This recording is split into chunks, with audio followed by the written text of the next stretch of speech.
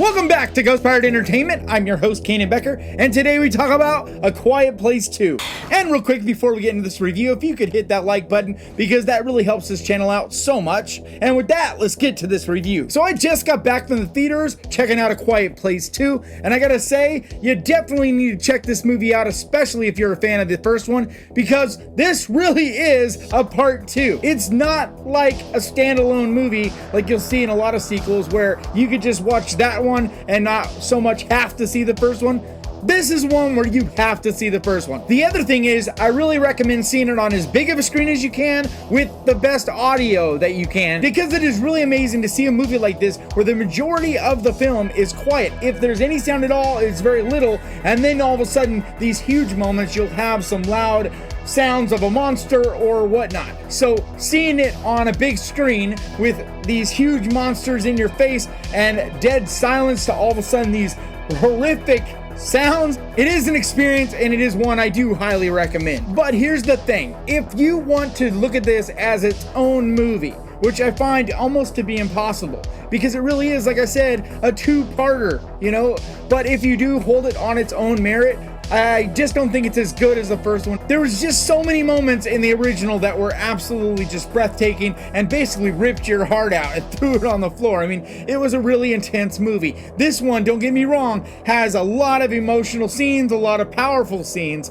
but it just doesn't quite have that same emotional weight. The entire cast of this movie is amazing. Millicent Simmonds, I think I said that right. She is amazing, just like she was in the first one. Really is a huge star in the making. Of course, Emily Blunt, just her facial expressions are so impressive. I mean, the fact that she's not saying anything, and yet with her face, she could just have you in tears. I mean, the power in that woman's face is really amazing. With this big beard and a hat and everything, and all you really see is just his eyes, and yet you can just feel the fear, feel the anger, feel the passion, all these different emotions through him. Even though he's not saying words most of the time, it just really is a very impressive performance on his part.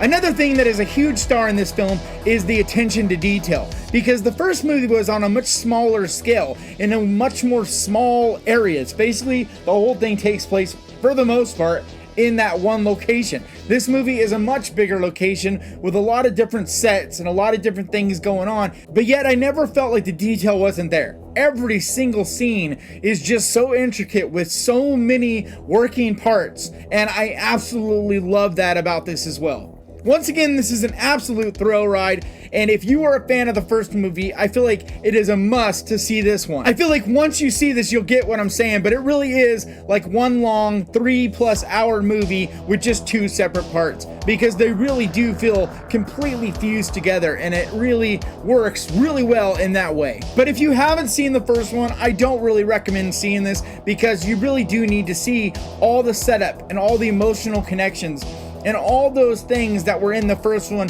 that just aren't in this movie, because it really is set up to be a second part to this story. But I can also say the same in reverse, because if you've seen the first one, I feel like you really should see this one, because it really does feel like a full story. You do feel a lot of these things carry over from the first one into this one and give you a much more fuller story arc by doing that. So not only was there a lot of detail in the set design and the effects and all that, there was a ton of detail in the script and in the cohesion with how well it connected to the first movie, with all the rules still being in place and not having any holes as far as the rules go either. Everything did fit really well and connect really, really well. I did also really enjoy how there's a chunk of this movie that is a prequel. So you do kind of see the way things were before all this craziness hit. And it really was nice to see this family connected even before everything hit the fan, but them still loving each other, and you could still feel that bond there. They didn't go deep into a backstory, which is something you could see possibly happening down the road, even more of a prequel. But there was at least enough to kind of give you a taste of what life was like and what they were like before all this happened. So once again, the creatures were amazing. They are terrifying and just awesome. You even see them a lot in the daylight, and yet they still stand up, which is really impressive. So if you're a fan of creature features and special effects, they look fabulous once again. So definitely big thumbs up for that as well. So to sum this up, I don't really feel like you could do a better job making a sequel that is meant to be a chapter 2 to this one continuous story. So if you were a fan of the first one, definitely go out there and check out Quiet Place 2. I don't think you'll be disappointed. But that's going to do it for me today. Please hit that subscribe button and ding that little bell, because that is the best way to keep track of this channel and when I post videos like this. And I post videos like this at least 2 times every week. And I also want to give a huge thank you to my patrons, because your support means so much to me. And if you would like to find out more about becoming a patron, the link is down in the description.